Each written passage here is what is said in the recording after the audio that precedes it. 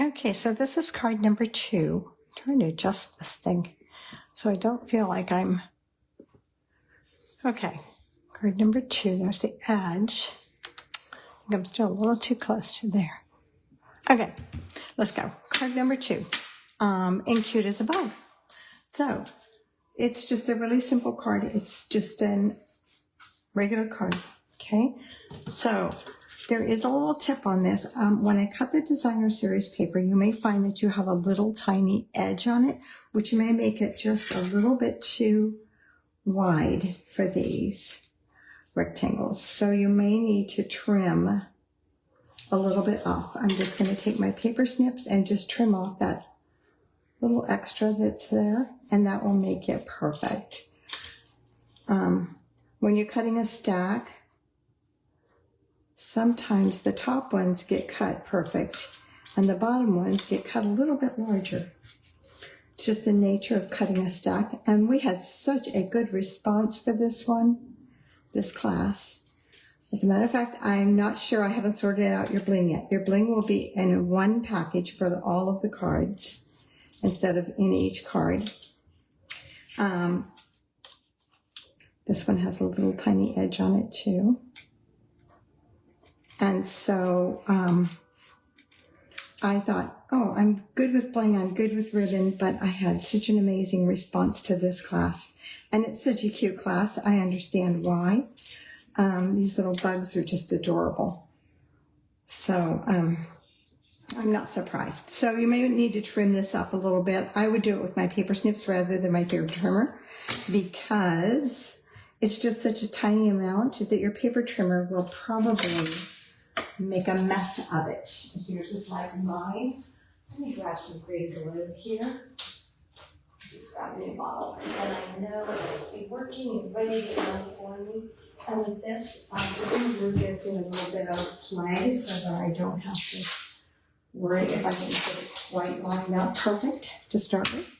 Let's move that out of the way. We don't want glue on that.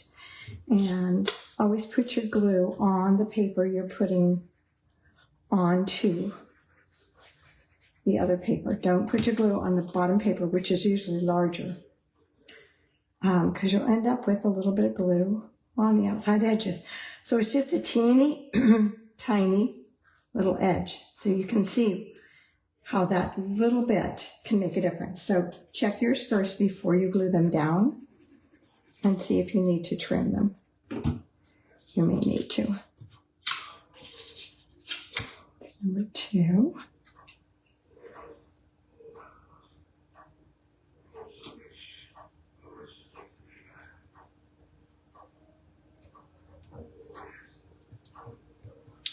And there's the third one.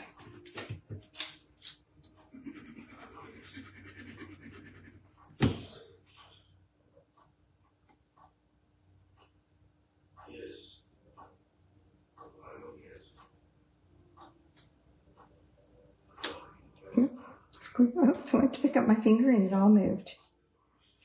Okay, so then we have a greeting tag here and a tiny greeting. I am using Mossy Meadow for my greeting. You can use, if you don't have Mossy Meadow, you can use the Tuxedo Black. And my greeting is from Lovely Arrangements. Okay, I'm going to be using this greeting a lot probably. And I figured I used the happy birthday a lot. So that way I'm using the same greeting all the way through.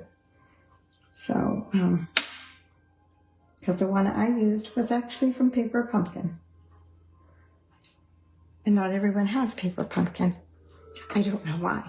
I love Paper Pumpkin. I didn't when it first came out. I didn't like it at all. Okay. Then I have embossed my white paper that's going to, let's go to the inside. Okay. You guys know the cards are stacked according to how they go together.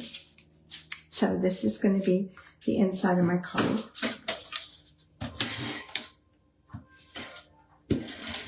And I do not put mine inside. You know that. If you've ever bought one from me, you know that I put mine on the back. So I'm not going to put mine inside, but this goes right in here. Okay. Then this is the front. And then I have embossed my white with a stamped embossing folder called All in a Row. It's fairly new. And keep in mind, this folder, when you emboss it, you're going to use 2 clear plates, a number 1 plate and then 2 number 3s, which are the clear ones. This is a thin embossing folder. It's not one of our 3Ds. So it won't work with the 3D. You'll come out with nothing. Okay, so then I'm just going to attach this to the front of my card. This is a pretty little quilt-like pattern, and it just, to me, it really went with this. So I'm going to attach that onto there. All right, then I have some ribbon in here. It's not ribbon, it's baker's twine. And I'm going to attach this baker's twine. I know it's super short, guys. I'm so sorry. I'm hoping yours is longer. I don't know that I can get this on here. And if not, I know you guys all have baker's twine, right? It's white baker's twine. That's all it is. What I could do, I know what I can do. We're going to cut it in half. We're going to find a solution for this thing being too short. So let's cut it in half. How about that? I'll show you another way to do it when you only have a little piece of ribbon or a little piece of twine. Okay, so I'm going to attach this to my other greeting tag right here.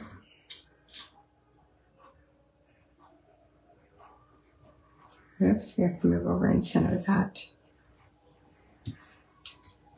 Okay, now I'm going to turn this over. And I am going to put a dimensional on here to hold my twine, but it's also popped up on the front of my card. So that's going to hold my baker's twine on that side. And then let's put another one on the other side. So if your twine is short, this is a way to still be able to use that twine that's in there. I am so sorry. I did not realize I cut them that short.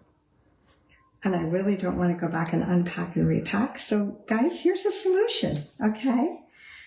All right, now let's attach this to the front of the card. Come on. That doesn't want to come off now. And I'm going to go just about here. Yeah, right about there. And so now I have plenty of baker's twine. Now I can turn it over. And let's straighten these and attach them on the back. Look at that. I have plenty of twine. Okay, I need a take your pick tool. So let me grab that. I only have like 5 of them like sitting around here, but I can never find one when I want one. And my glue dots. And we're just going to put a glue dot right there. And one right here. And we're going to attach that twine to there. Let's make sure it's straight on the front.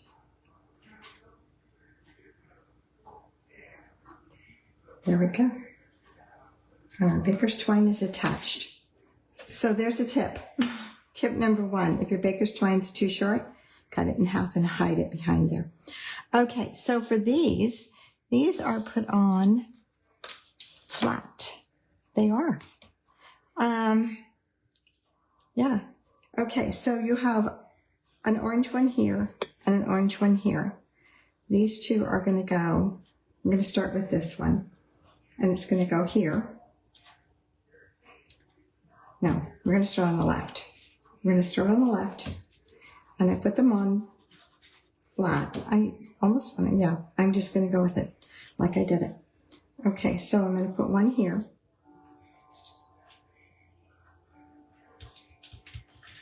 And then I'm going to put this pink one that has no orange in it here in the center.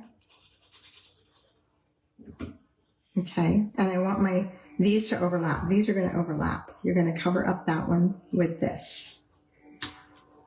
And then the third one, this is going to go at the bottom. And if you just remember to overlap your green crosses, then you're good to go.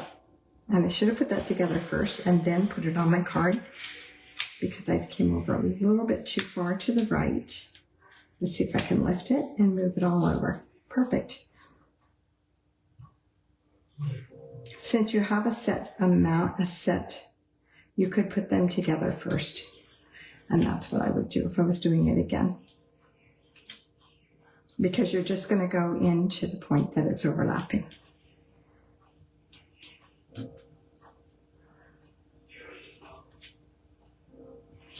All right, there we go. That is card number 2, except there's no bling on here.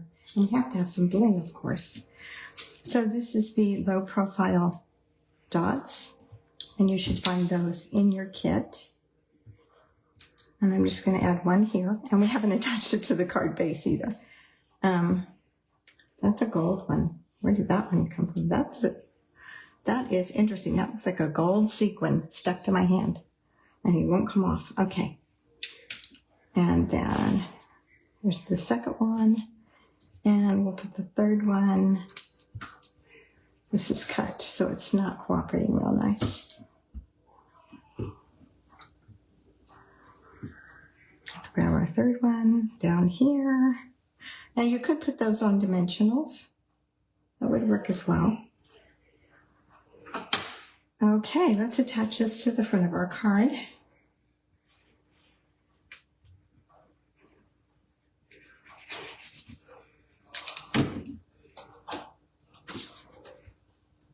Which is Petal Pink. We're just going to go just like that. And there is card number 2. And I will see you at card number 3.